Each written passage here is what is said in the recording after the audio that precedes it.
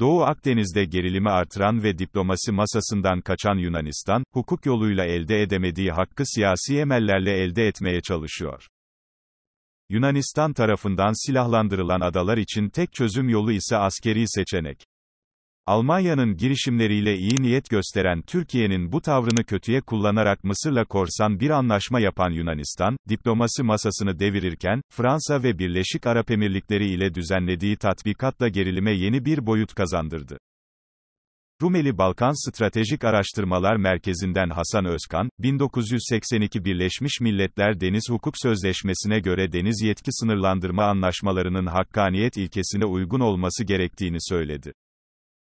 Daha önce verilen kararlara bakıldığında Uluslararası Adalet Divanı'nın Türkiye'nin lehine bir karar vermek durumunda kalacağını ifade eden Özkan, bunları bilen Yunanistan'ın hak gasplarını hukuka oturtamadığı için tamamen siyasi bir temele oturtmaya çalıştığını söyledi.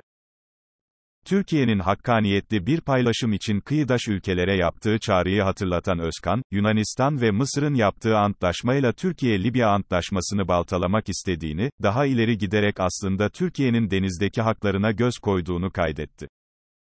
Özkan, Yunanistan, Meis Adası üzerinden Türkiye'yi Anadolu kıyılarına hapsetmeye çalışıyor. Ülkeler arası deniz yetki alanı sınırlandırmaları, ikili anlaşmalarla yapılmaktadır.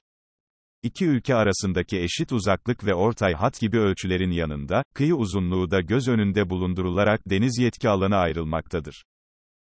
Bu paylaşım sırasında anakara dışındaki adalar, çoğu zaman esas nokta olarak seçilmemektedir. Özellikle Kızılhisar gibi ters tarafta bulunan adalar, siyasi olarak bağlı bulunduğu devletin anakarasına uzak ve karşı devletin anakarasına yakın adalardır. Adanın bu konumu çok önemlidir, çünkü yetki alanı sınırlandırmalarında dikkate alınan önemli konulardan birisidir dedi. Özkan, Fransa ve Yunanistan'ın bölgedeki istikrarı baltaladığını, bu ikilinin Avrupa Birliği'ne sert bir yaptırım kararı için baskı yaptığını aktararak, görünen o ki diğer Avrupa Birliği ülkeleri buna pek sıcak bakmıyorlar, çünkü gerçeği görüyorlar diye konuştu.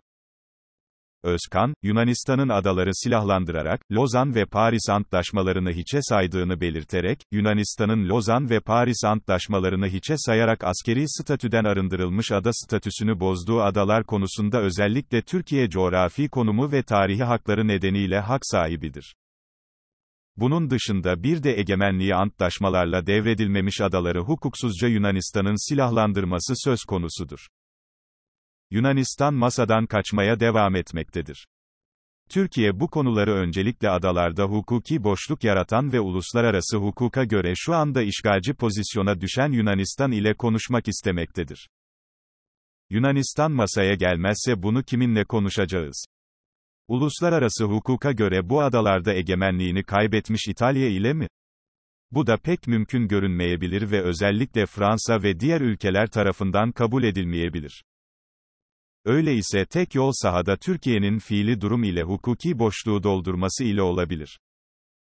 Türkiye'nin bu hakkı uluslararası hukuka göre mevcuttur.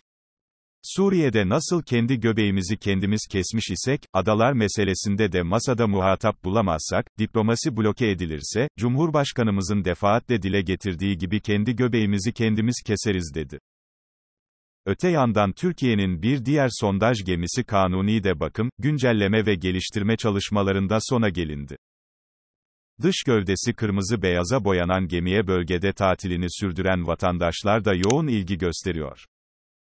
2012 yılında Güney Kore'de üretilen gemi, 11.400 metre derinliğe inebilirken, 3.000 metrede sondaj açabilme kapasitesine sahip.